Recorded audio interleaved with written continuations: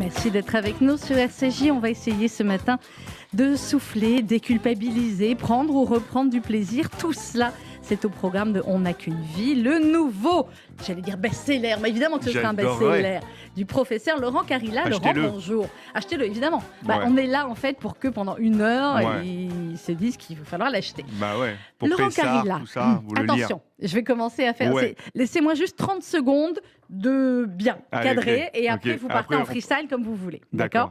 Laurent Carilla, professeur de psychiatrie, addictologue à la PHP, vous enseignez à la faculté de médecine Paris-Saclay, vous êtes l'auteur de plusieurs livres sur les addictions, drogue, sexe, écran, addiction Enrico Macias également. Vous êtes intervenant régulier, pour ne pas dire squatteur de nos après-midi sur France 2 dans l'émission. Ça commence aujourd'hui avec la brillante Faustine Bollard et vous animez également le podcast Addiction avec un K. Tout ça, c'est vous.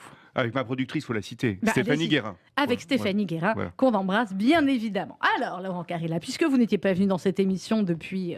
ça fait longtemps. Covid, je crois, avant Le titre de l'émission a changé, comme vous avez pu le constater, et ça s'appelle Essentiel. Donc, ma première question à mon invité est toujours, qu'est-ce qui est essentiel pour vous dans la vie? Et vous pouvez répondre de manière sérieuse ou de manière moins sérieuse. Se sentir bien. Se sentir bien. Pas mal. Personne ne vous l'avait dit encore ça. Ouais, se sentir bien. C'est ça qui est essentiel. Jour après jour. Voilà. Et pour se sentir bien, puisqu'on n'a qu'une vie, alors on va parler du livre, évidemment. Laurent, vos auditeurs nous connaissent bien. Il y a déjà eu plusieurs livres déjà sur les addictions. Là, vous en aviez marre des addictions. Ouais, vraiment. On n'en peut plus. Non, c'est pas on n'en peut plus, c'est mon quotidien, mais j'avais pas envie d'écrire un truc sur les addictions, j'avais pas envie d'écrire un truc sur la psychiatrie pure. J'avais envie d'écrire un livre qui compte pour moi, en fait. Et en fait, ce livre, je l'ai d'abord écrit pour moi, je le dis souvent, mais ce livre, je l'ai d'abord écrit pour moi, avec plein de choses qui me concernent, qui me touchent. C'est à la fois un livre qui touche mes expériences perso, à la fois un livre qui touche mes expériences hôpital, fac, et un livre qui touche mes expériences avec Ça commence aujourd'hui, notamment, qui fait partie... intégrante de ma vie, parce que j'ai rencontré des tas de gens. Mais oui, au début, vous alliez une fois de temps en temps, puis là maintenant, quand je dis squat, c'est amical, mais c'est vrai que c'est... j'imagine que ça doit effectivement beaucoup ouvrir... et puis ça doit aussi beaucoup ouvrir le psy à des tas de pathologies ou problèmes. Bien sûr. D'ailleurs, cette semaine, je fais de la promo pour ça. Mais, allez-y, j'adore cette fille. Donc cette semaine, c'est une semaine spéciale santé mentale. Il y a une émission par jour sur un thème de psychiatrie, et aujourd'hui, c'est la schizophrénie. Il y aura les troubles bipolaires, les troubles borderline. Enfin, il y aura plein de choses cette semaine. Donc, vraiment, c'est Regardez, comment vont les Français aujourd'hui, Laurent Carilla? Ils vont pas très bien. Ils vont pas bien. Hein, non, ils vont pas très bien. Même si dans le top, il y a eu un top des pays les plus heureux. Les Français sont 20e. Les premiers, c'est les Finlandais. Et pourquoi ils sont contents en Finlande? Les Finlandais, ils sont contents parce que la vie est cool, parce qu'ils mangent sainement, parce qu'ils boivent sainement, parce qu'ils font de l'activité physique sainement, parce qu'ils écoutent du heavy metal, parce que il y a plein de choses. Vous voyez, en Finlande, il y a une qualité de vie, et moi, je pense qu'on devrait emprunter un peu aux Finlandais.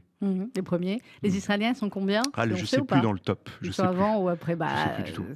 On les recherchera. Alors, les Français vont pas très bien. En même temps, j'ai envie de vous dire, les mois, les années qu'on a traversées, mais finalement, c'est mondial aussi. C'est mondial. Et il y a des pays qui s'en sortent, et des gens qui, évidemment, s'en sortent mieux que d'autres. Vous racontez au début du livre, effectivement, confinement, déconfinement, reconfinement. C'est un traumatisme mondial. Donc, les gens... ont eu du mal à s'adapter, il y en a qui se sont adaptés, il y en a qui se sont désadaptés, il y a eu des gens malades, des gens très malades, il y a eu des morts.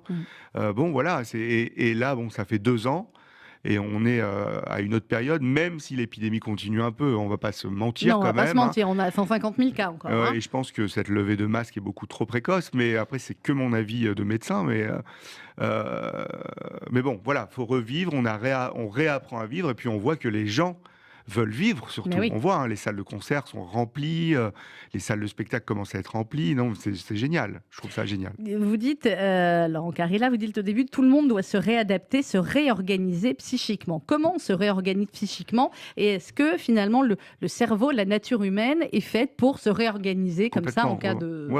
On a 3 cerveaux, en fait. On a un cerveau... Ah oui, alors ça, c'est plus tard. On a 3 cerveaux. Donc, ces cerveaux aident, ces fonctionnements de cerveau aident, si vous voulez, à s'adapter aux situations traumatisantes. Donc, c'est-à-dire qu'on a les moyens, quand on n'est pas très malade au niveau du cerveau, on a les moyens de faire face à des situations stressantes fortes, à des traumatismes importants, etc.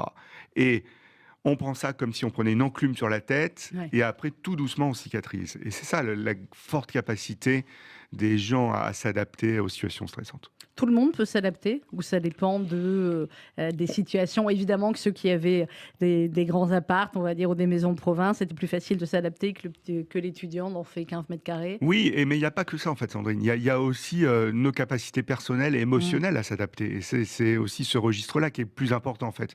Parce que vous pouvez avoir un très grand appartement avec un très grand jardin. Mais moi, j'ai soigné pendant le premier confinement des gens qui avaient des très grandes maisons avec des très grands jardins et qui continuent à se faire livrer de la cocaïne. Donc, vous voyez, c'est pas si évident que ça. Non, clairement. Alors, vous le dites, il y a ce stress lié à la fois au Covid-19, quand ça a démarré, et puis le stress lié au confinement, parce qu'on est bien d'accord que la planète n'avait pas connu ça depuis des siècles. Et en France, effectivement, on n'avait pas connu ça depuis fort longtemps, même à ce point-là, quoi. On ne plus sortir de chez soi du tout, ou quasiment pas, c'est quelque chose qui n'avait jamais existé. Jamais. Enfin jamais, mais heureusement qu'on avait Internet. Heureusement qu'on pouvait rester en connexion avec le monde extérieur, même si ça, à un moment, tout a bugué, mais heureusement qu'il y avait ça. Mais c'est vrai que cette situation de confinement, c'était le stress le plus total pour la majeure partie des gens. Maintenant, avec le recul, il y a des gens qui vont dire « Ouais, moi, ça m'a pas fait grand-chose ». Je crois pas que ce soit vrai. Passer Pessard en visioconférence, c'est quand même quelque chose d'assez particulier. Pour notre peuple, Pessard là, va réarriver. Il faut toujours continuer à être prudent, on va vous le dire et le répéter encore, surtout pour les plus fragiles et les personnes âgées. Mais c'est vrai que c'était quelque chose aussi qu'on n'avait pas connu.